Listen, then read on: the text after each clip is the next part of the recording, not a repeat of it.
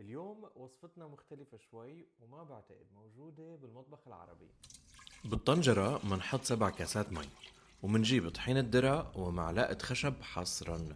منحط 3 كاسات نطحين ومعلقتين كبار من الملح، ومنضيف عليهن 4 روز توم ومنحركن شوي.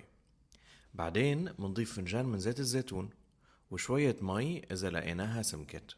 وهون بقى النكهة الجبارة مع الزعتر البري، يعني ما بتتخيلوش قد تسليت أنا وعم ندفو. وبعدين منحركهم مع بعض منيح ومنسكر الطنجرة وبنترك زيقها مفتوح على الواطي. في منهم بياكلوها هيك وبيعتبروها مثل سايد ديش ظريفة، بس حسيت انه بحبها اكتر هي مقلية، يمكن لانه مقلية. وبعد تقريبا 10 دقايق خليط بيكون جاهز. شو بدنا نستناها لتبرد، بعدين هيك تجمد، بعدين شو بتتقطع مكعبات.